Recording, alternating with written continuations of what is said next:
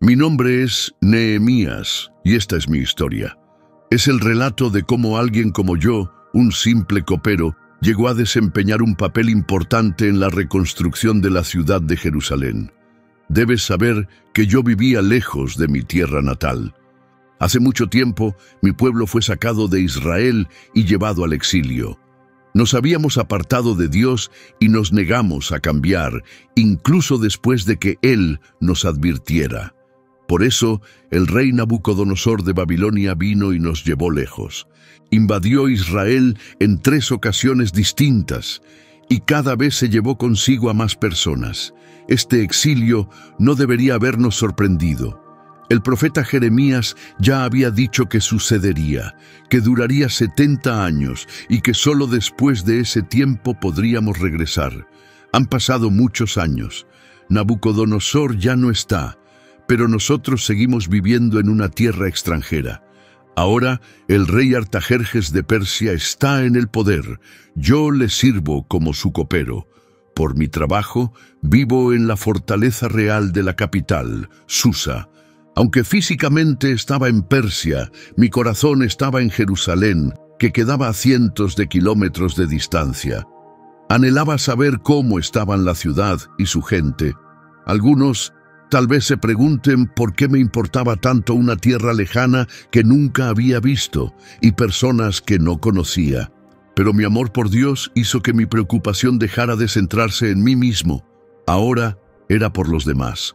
Me importaban profundamente aquellos que habían regresado a Judá. Aunque no viví lo que ellos vivieron, me sentía conectado con ellos. Un día, uno de mis hermanos llegó desde Judá con algunos hombres más. Les pregunté cómo estaban las personas que habían regresado y cómo estaba Jerusalén. Me dijeron que la situación era muy mala.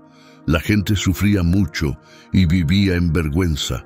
El muro de la ciudad estaba derribado y las puertas habían sido quemadas. Lo que me contaron me rompió el corazón. A esas personas las llamaban sobrevivientes, pero ni siquiera ese nombre les daba esperanza. Estaban pasando por momentos muy difíciles y los muros en ruinas solo empeoraban todo. Sin muros, la ciudad quedaba expuesta y sin defensa. Los enemigos podían atacar con facilidad. Nada impedía que cualquiera entrara y se llevara lo que quisiera.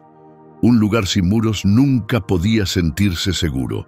Aunque el templo hubiera sido reconstruido, no podría mantenerse porque todo lo valioso sería robado.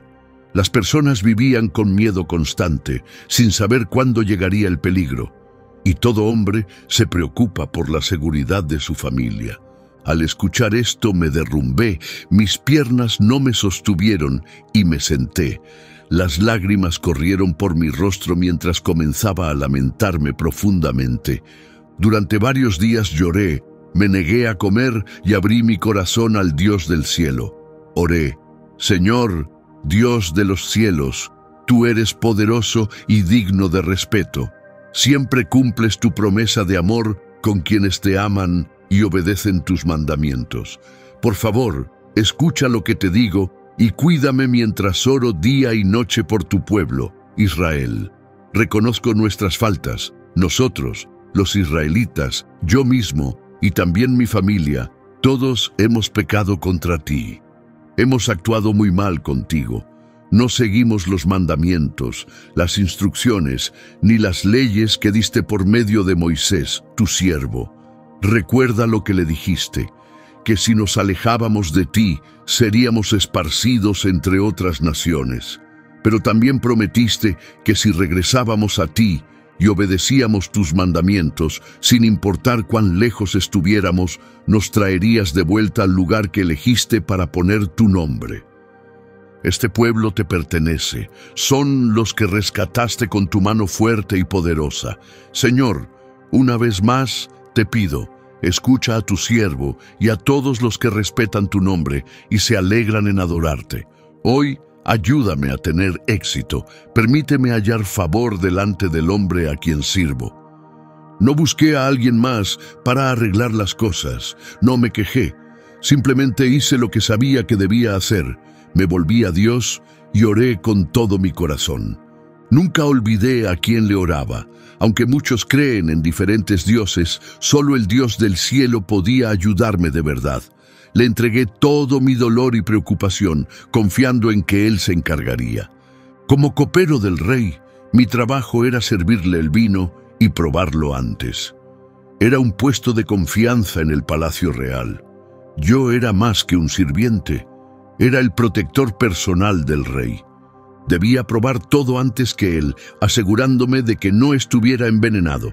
El rey debía confiar en mí por completo. Un copero tenía que ser leal, honesto y alguien en quien el rey pudiera confiar sin dudar. Si alguien lograba convencer al copero de traicionar al rey, la vida del rey estaría en grave peligro. Por la confianza que existía entre nosotros, el rey a menudo me pedía mi opinión sobre asuntos importantes. Después de 4 meses de oración y espera, por fin mis oraciones fueron respondidas. Un día, todo cambió. Me presenté ante el rey con el corazón cargado. Mi tristeza se notaba en el rostro. El rey nunca me había visto así. Me miró y me preguntó, ¿por qué estás tan triste si no estás enfermo? Esa tristeza viene del fondo del corazón. Tienes que entender que en la corte real no estaba permitido mostrar tristeza. Se consideraba algo inapropiado. Los reyes pensaban que eran tan poderosos e importantes que solo estar en su presencia debía quitar toda tristeza. Verme triste podía considerarse una falta de respeto muy grave. Cuando dijo, «Esa es tristeza del corazón», supe que lo había notado y que no lo tomaba a la ligera. En ese momento, fácilmente pudo haber ordenado mi muerte. Estaba aterrado, pero decidí hablar con sinceridad. Dije, «Viva el rey para siempre». ¿Cómo no voy a estar triste si la ciudad donde están enterrados mis antepasados está en ruinas y sus puertas han sido quemadas? Entonces el rey me preguntó, «¿Qué es lo que quieres pedir?» El corazón me latía con fuerza. Ese era el momento, el que podía cambiarlo todo.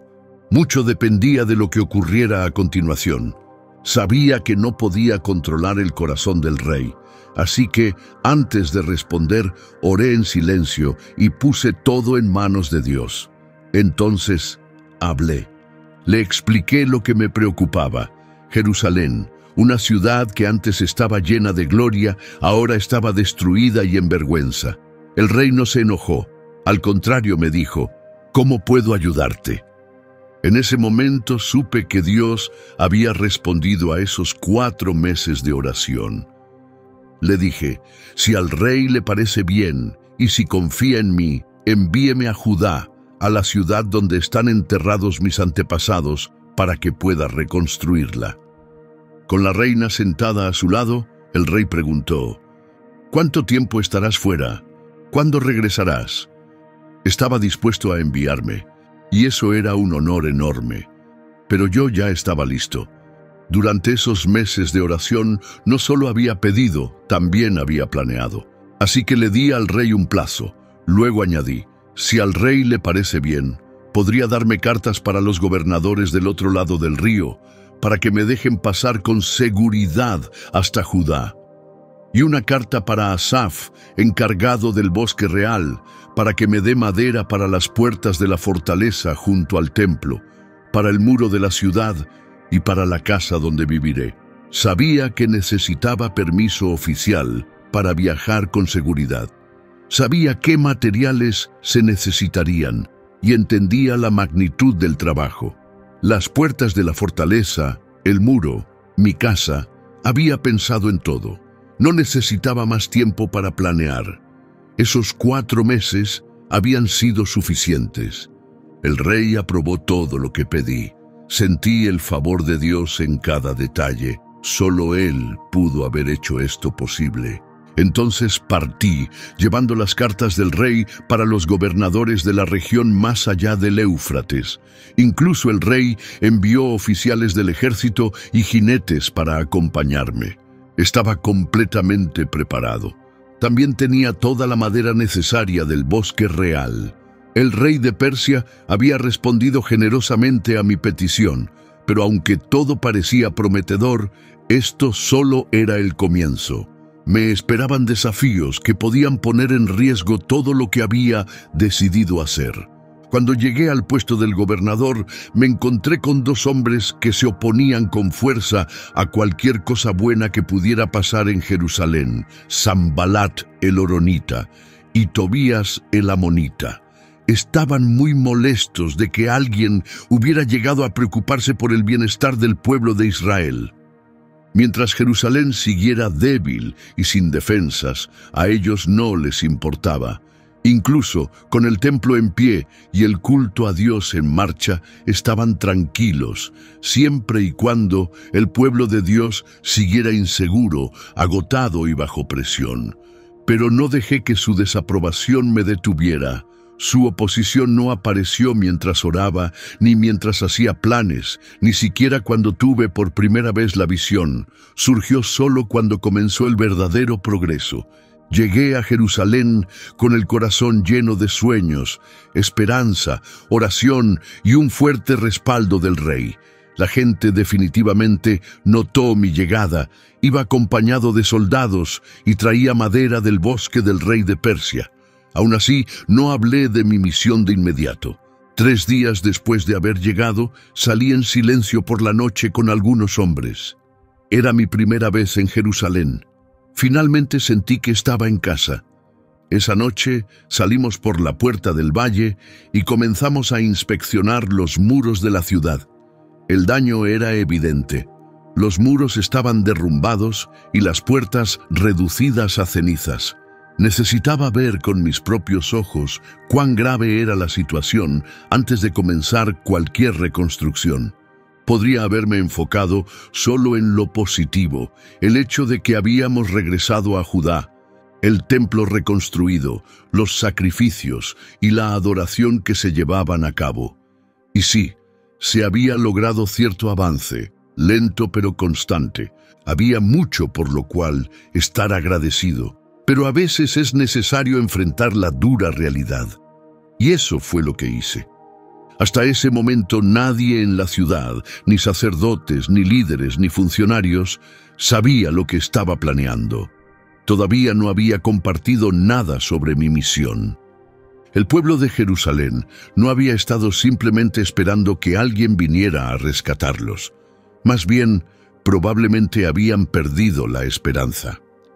Este problema llevaba más de 100 años, y cuando alguien intentó solucionarlo en el pasado, los enemigos los detuvieron rápidamente. Así que se rindieron y aceptaron la situación tal como era. Entonces hablé. Les dije: ustedes pueden ver lo mal que estamos. Jerusalén está en ruinas y sus puertas han sido quemadas. Reconstruyamos juntos el muro para que dejemos de vivir en vergüenza. Cuando les presenté la visión de restaurar los muros, esa reunión se volvió crucial. Yo no podía hacerlo solo. Y si los líderes de la ciudad no se unían a mí, habría estado en serios problemas. Así que les conté cómo Dios me había ayudado en cada paso y todo lo que el rey había dicho para apoyar mi misión. Les dejé claro a los líderes, esta no era solo mi misión, era la misión de Dios. Y ellos lo entendieron. Respondieron: comencemos a reconstruir. Así que empezó el trabajo, y era una tarea buena y honorable. Pero tan pronto como Sanbalat el horonita, Tobías el oficial amonita y Gesem el árabe se enteraron, se burlaron de nosotros e intentaron desanimarnos. Se rieron y dijeron: ¿qué creen que están haciendo? ¿Acaso planean rebelarse contra el rey? Sus palabras estaban llenas de desprecio y sarcasmo. Tobías tenía verdadera influencia.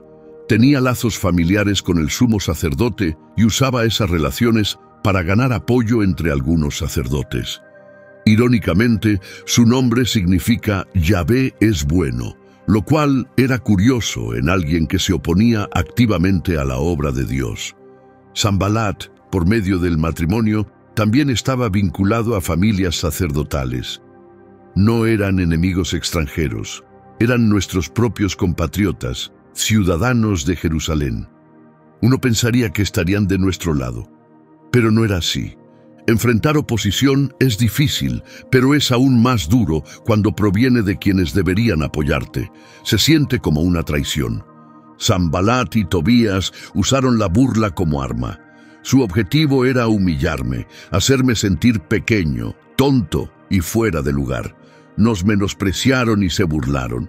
Su pregunta, ¿se están rebelando contra el rey?, mostraba cuán poco entendían sobre la autoridad de Dios. Para ellos, el rey de Persia era el poder supremo. No se daban cuenta o no les importaba que Dios está por encima de todo rey. En realidad, no sabían de qué hablaban. El rey de Persia había apoyado completamente el proyecto e incluso ayudó a proveer lo necesario. Pero aunque el rey no lo hubiera aprobado, eso no nos habría detenido, porque el Dios del cielo estaba con nosotros y su respaldo era más que suficiente. No perdí tiempo discutiendo con ellos. Simplemente dije, el Dios del cielo nos hará prosperar. Nosotros, sus siervos, comenzaremos la reconstrucción. Pero ustedes no tienen parte en esta ciudad. No tienen derecho, ni reclamo, ni vínculo aquí. Y así comenzamos a trabajar. El sumo sacerdote y los demás sacerdotes empezaron reconstruyendo la puerta de las ovejas. Estas puertas eran fundamentales. Eran las principales entradas a la ciudad y los puntos más vulnerables ante un ataque enemigo. Por eso comenzamos con las puertas, extendiéndonos desde cada una. Cuando una puerta estaba terminada, la dedicábamos a Dios, marcándola como sagrada y apartada para sus propósitos. Estas puertas no eran solo estructuras, eran una ofrenda a Dios. Los sacerdotes sabían que todo, incluso los muros y las puertas, le pertenecían a Él. El esfuerzo de todos era importante. Cada hombre, cada familia, recibió una sección específica en la que trabajar. Cada quien tenía su responsabilidad y cada parte del muro formaba parte de algo mucho más grande. La mayoría se unió y ayudó en la reconstrucción, pero no todos. Los nobles de la ciudad de Tecoa se negaron a participar. Se creían demasiado importantes para hacer trabajos duros. No quisieron humillarse ni seguir lo que Dios quería. Su problema no era la falta de capacidad, era que se negaban a obedecer.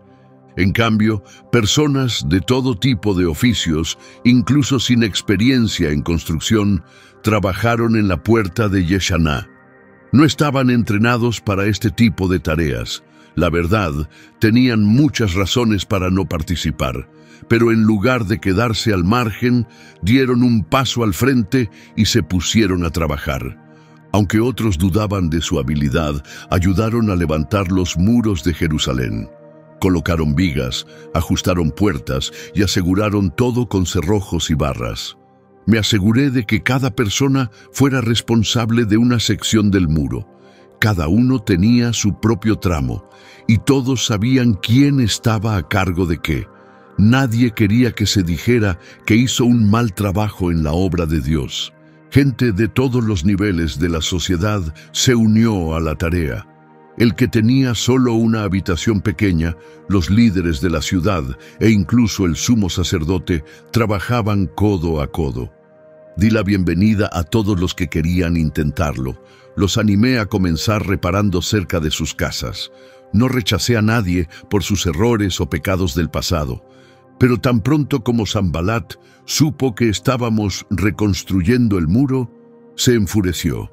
Se burló de nosotros delante de sus amigos y del ejército de Samaria. Dijo, ¿qué están haciendo estos débiles? ¿De verdad creen que podrán reconstruir el muro? Van a ofrecer sacrificios, piensan terminarlo en un solo día. ¿Podrán revivir piedras de este montón de escombros quemados?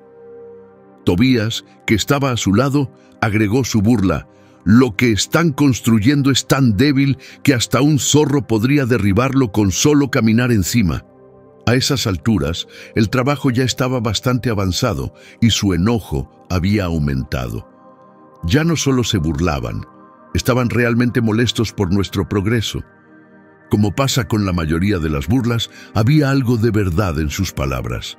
No éramos los constructores más fuertes, No terminaríamos rápido, no teníamos el mejor equipo, pero su objetivo era hacernos dudar de nosotros mismos. Yo no discutí, no formé un grupo para pensar estrategias, ni siquiera les respondí.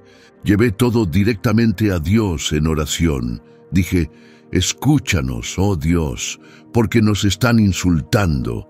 Devuelve sus ofensas sobre ellos, que sean llevados como cautivos. No pases por alto su culpa, ni borres sus pecados, porque han insultado a los que hacen tu obra. A pesar de las burlas, seguimos construyendo.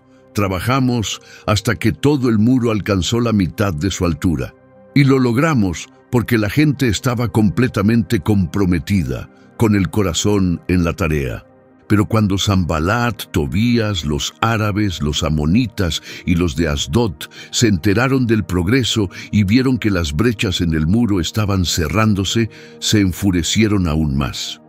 Todos se unieron y planearon atacar Jerusalén para causar caos. Las burlas ahora se habían convertido en amenazas de violencia. Era una situación grave. El muro estaba destinado a protegernos de ataques violentos, pero ahora parecía que el simple hecho de construirlo podía provocar uno. La gente empezaba a preocuparse. Todo su esfuerzo podía perderse si un ataque ocurría antes de terminar la obra. El objetivo de nuestros enemigos era causar confusión entre el pueblo de Dios. Y cuando las personas están confundidas, no pueden avanzar. Pierden el enfoque. Eso era exactamente lo que el enemigo quería, que nos olvidáramos de Dios y de sus promesas, y que nos perdiéramos en el miedo y la distracción. Pero no nos rendimos, seguimos orando a nuestro Dios. Y debido a las amenazas, colocamos guardias para vigilar día y noche. Nada nos haría dejar de buscar a Dios. No pensábamos que las oraciones sin respuesta significaban que Dios no nos escuchaba. Nuestra fe en Él era más fuerte que eso. Tomé una decisión firme. No dejaría que la seguridad del día ni el cansancio de la noche detuvieran la obra. Y esa decisión envió un mensaje claro. Le decía al pueblo de Dios, esto va en serio. Creemos que Dios está con nosotros y que Él nos ayudará a superar cada obstáculo. Le decía a nuestros enemigos, ustedes no ganarán. Esta obra ya ha comenzado y nada detendrá lo que Dios ha iniciado. Le decía a Dios, confiamos en ti. Nuestra fe no es solo algo que decimos, es algo que vivimos, es real, está activa. Señor, te amamos, creemos en ti, pero incluso con esa confianza, los problemas no desaparecieron. Había luchas externas y ahora también internas. Personas de Judá, la tribu conocida por su fuerza, la tribu que nos dio grandes reyes, comenzaron a perder el ánimo. Decían, estamos demasiado cansados, hay demasiados escombros, no podemos seguir construyendo. Y eso venía precisamente de la tribu que se esperaba fuera la más fuerte. Eso lo hacía aún más desalentador. Verás, llegar a la mitad de un gran proyecto es una de las etapas más difíciles. Ya se ha hecho mucho, así que el cansancio pesa. Pero todavía queda mucho por hacer y se siente abrumador. Construir el muro no era solo levantar piedra, también significaba limpiar y remover la basura que se había acumulado durante años. Por un siglo, el muro roto había estado abandonado, se había convertido en un basurero. No podíamos ignorar los escombros, tenían que ser removidos. Todos los restos rotos y la basura acumulada debían sacarse para poder construir sobre tierra firme, sobre los verdaderos cimientos. Si no limpiábamos bien y construíamos con cuidado, el muro no duraría. Y justo cuando ya era difícil, nuestros enemigos comenzaron a planear algo mortal. Dijeron, ni siquiera nos verán venir. Nos meteremos, los mataremos y detendremos el trabajo para siempre. Los trabajadores ya se sentían desanimados y ahora esta nueva amenaza los hacía querer rendirse. Nuestros enemigos se dieron cuenta de que la única forma de detener al pueblo de Dios era destruirlo por completo. Pero la gente que vivía cerca escuchó el plan y nos avisó. Los enemigos de Dios hicieron todo lo posible, pero Dios seguía teniendo el control. Lo que no sabían era que había personas leales escuchando en silencio, captando sus planes. Los que oyeron las amenazas no sabían exactamente qué hacer, estaban asustados y tal vez les molestaba que yo no tuviera miedo como ellos. Así que tomé acción, coloqué a familias detrás de las partes más bajas y vulnerables del muro, armándolos con espadas, lanzas y arcos. Después de evaluar todo, me puse de pie y hablé con los oficiales y con todos los demás. Les dije: no tengan miedo, recuerden al Señor, que es poderoso e increíble. Luchen por sus familias, sus hijos e hijas, sus esposas y sus hogares. Les dije que se armaran. Este era el momento de tomarse todo en serio, de estar completamente preparados y usar cada herramienta y arma que teníamos. Vi la situación desde una perspectiva más amplia. Sí, el trabajo era duro, pero no había razón para entrar en pánico. Les recordé por qué estábamos haciendo esto desde el principio. Cuando nuestros enemigos se enteraron de que sabíamos su plan y que Dios lo había frustrado, retrocedieron. Regresamos al muro y retomamos el trabajo. Solo el hecho de ver que estábamos listos los hizo retirarse. Se dieron cuenta de que no ganarían una pelea. Esperaban que les fuera fácil, que estuviéramos desprevenidos, pero estábamos preparados. A partir de ese momento, la mitad de los hombres trabajaba, mientras la otra mitad hacía guardia con espadas, escudos, arcos y armaduras. Los oficiales permanecían cerca para apoyar a los trabajadores de Judá. Los que cargaban materiales de construcción hacían su labor con una mano y con la otra sostenían un arma. Reuní a los nobles, a los líderes y al resto del pueblo y les dije: este trabajo es enorme y estamos repartidos a lo largo del muro. Si oyen el sonido de la trompeta, reúnanse en ese lugar. Nuestro Dios peleará por nosotros. También di instrucciones para que todos se quedaran dentro de Jerusalén por la noche, de modo que pudieran servir como guardianes durante la noche y trabajar durante el día. Ninguno de nosotros, ni yo, ni mis hermanos, ni mis hombres, ni los guardias, nos quitamos la ropa para descansar. Manteníamos nuestras armas cerca, incluso cuando íbamos a buscar agua. Pero entonces surgió un nuevo problema. Los hombres y sus esposas comenzaron a clamar en voz alta. Algunos decían: tenemos muchos hijos. Algunos se acercaron con gritos de desesperación: necesitamos grano para sobrevivir y alimentar a nuestras familias. Otros decían: hemos tenido que hipotecar nuestros campos, viñedos e incluso nuestras casas solo para conseguir comida durante esta hambruna. Otros más compartían: hemos tenido que pedir dinero prestado solo para pagar los impuestos sobre nuestra tierra. Aunque mi historia no trata sobre riquezas, la realidad es que los problemas económicos afectaban directamente la reconstrucción. La gente no podía concentrarse completamente en el muro porque sus necesidades personales los estaban sobrecargando. Estaban teniendo dificultades financieras por varias razones. Primero, trabajar en el muro quitaba tiempo para ganarse la vida. Segundo, había una hambruna y la comida se había vuelto extremadamente cara, tan cara que algunos tuvieron que dar su tierra como garantía para poder comprarla. Y tercero, los impuestos del gobierno seguían, aunque los ingresos bajaban y el costo de vida subía. Nadie se quejaba de que los impuestos fueran injustos, pero eso no hacía que el peso fuera más liviano. Para sobrevivir, la gente pedía préstamos, pero muchos no podían pagarlos. Algunos incluso habían entregado a sus hijos para trabajar como sirvientes solo para saldar sus deudas. Mientras tanto, los ricos aprovechaban la crisis, cobrando intereses de hasta el 12% anual. Se me hizo claro, si no abordábamos estas injusticias económicas, la obra de Dios se detendría por completo, sin que nuestros enemigos siquiera tuvieran que atacarnos. Así que convoqué una reunión pública. Dije, en la medida de lo posible, hemos redimido a nuestros hermanos judíos que habían sido vendidos a extranjeros. Y ahora ustedes están vendiendo a su propio pueblo como esclavos, para que luego tengamos que rescatarlos otra vez. La sala quedó en silencio. Nadie tuvo nada que decir. Para corregir la situación, mis compañeros y yo comenzamos a prestar grano y dinero para ayudar a los necesitados.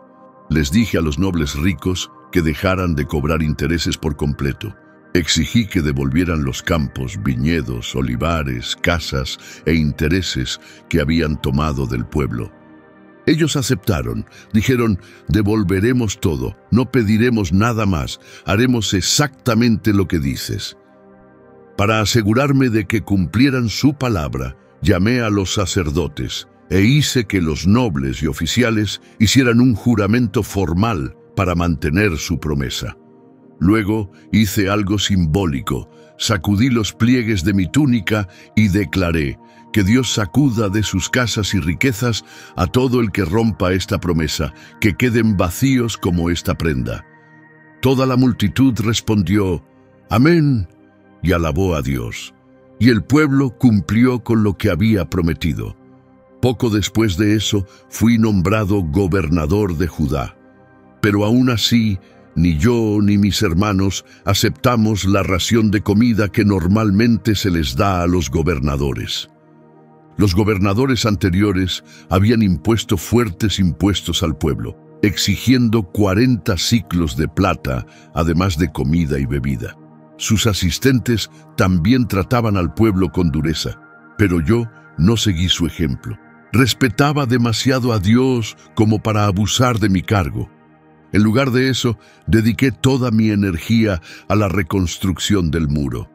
Todos mis hombres estaban enfocados en la obra, reunidos y comprometidos.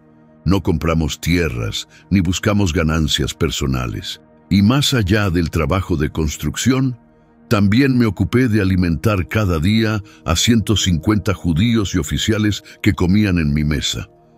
Cada día preparábamos un buey, 6 ovejas especialmente seleccionadas y aves. Cada 10 días había una nueva provisión de vinos variados.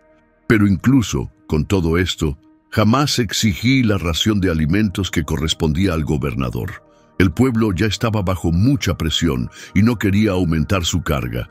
Cuando Sanbalat, Tobías, Gesem el árabe y el resto de nuestros enemigos se enteraron de que el muro había sido completamente reconstruido, sin dejar brechas, aunque aún no se habían colgado las puertas, hicieron un nuevo movimiento.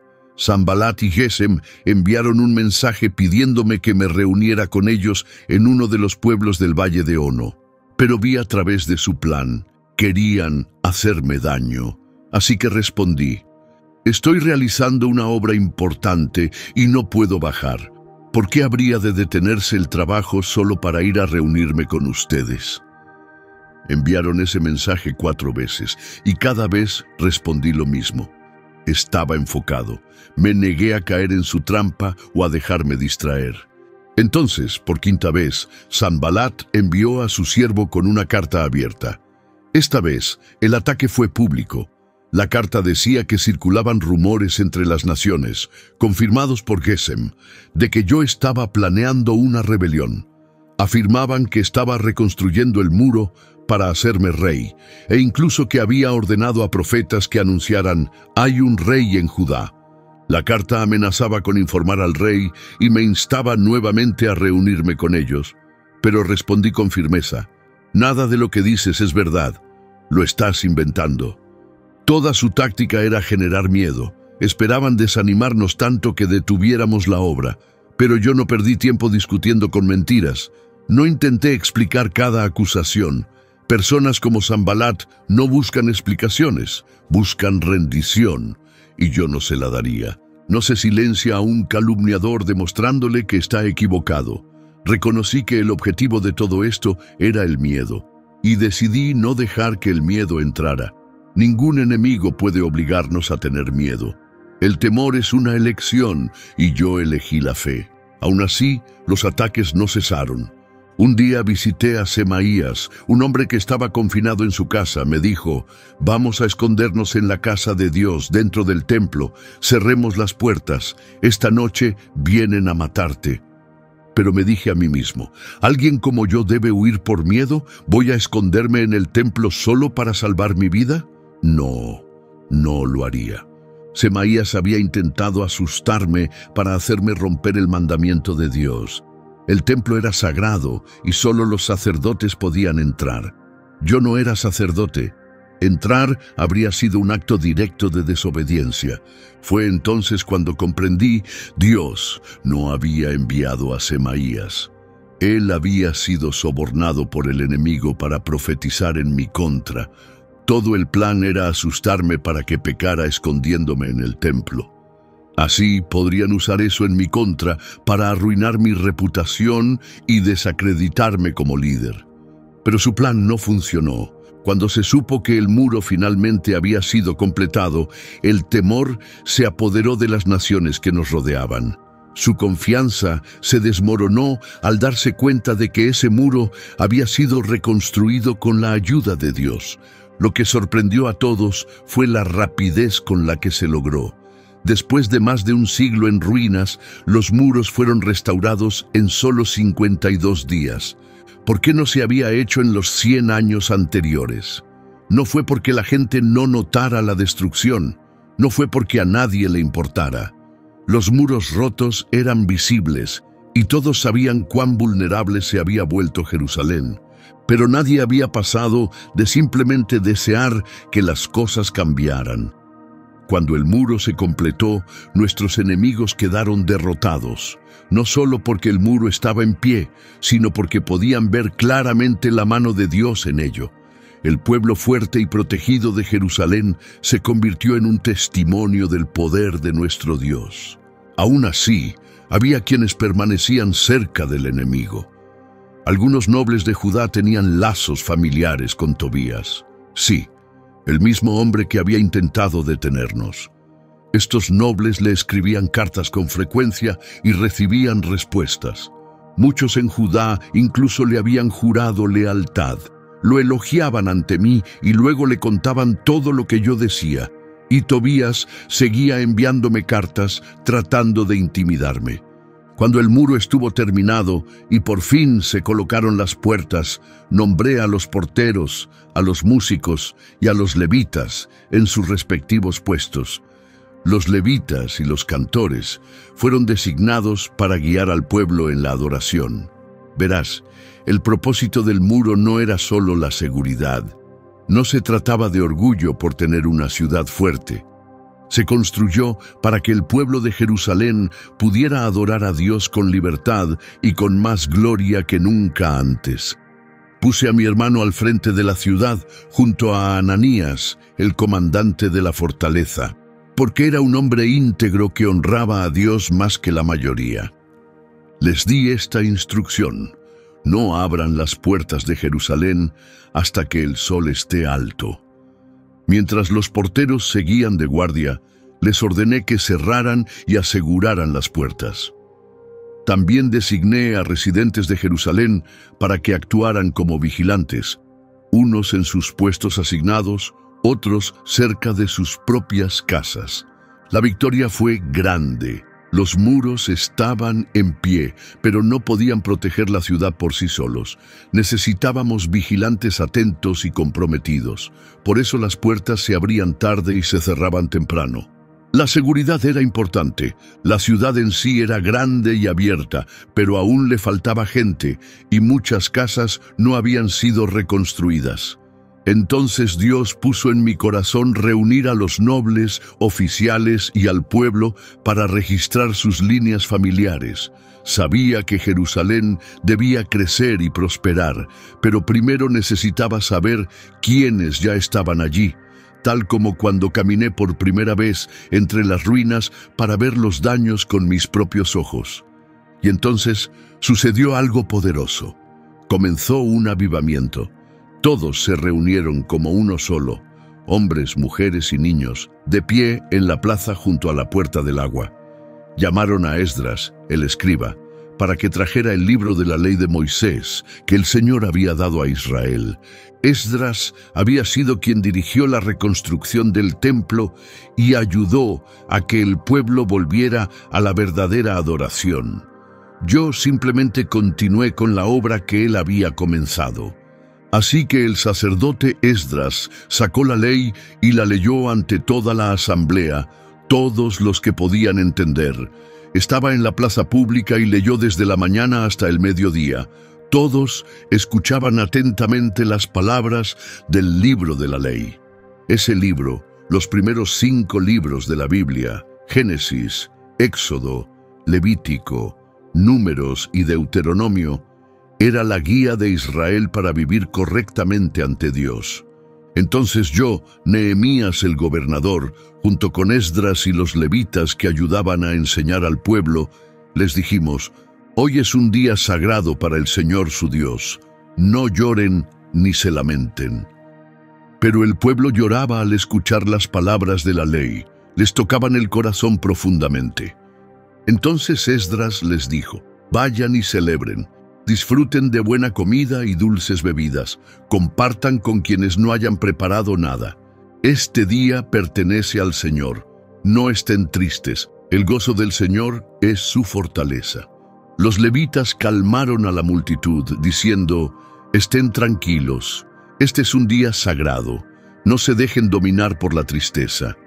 Verás, no solo me preocupaba por reconstruir los muros exteriores de Jerusalén, también me enfoqué en renovar nuestra fe y restaurar la vida espiritual en Judá. Vi una necesidad, me levanté para enfrentarla, formé una visión clara, tracé un plan e inspiré a otros a unirse a mí. Mi historia es una de fe y perseverancia. Aunque viví lejos de mi hogar, nunca perdí la esperanza de regresar. Pasé la mayor parte de mi vida en el exilio, en una tierra que no honraba a Dios, pero jamás dejé de confiar en el Dios de Abraham, Isaac y Jacob. Oré constantemente, le llevé todo a Dios, oré sin cesar por mi pueblo, y por eso fui honrado, no solo por mi trabajo, sino por mi perseverancia y por mi corazón. Nunca perdí la esperanza, no solo de regresar a nuestra tierra, sino de volver al Dios que llamó a Abraham desde esta misma región y estableció con él un pacto en el que sigo creyendo, porque es eterno. Mi nombre es Nehemías, y esta es mi historia.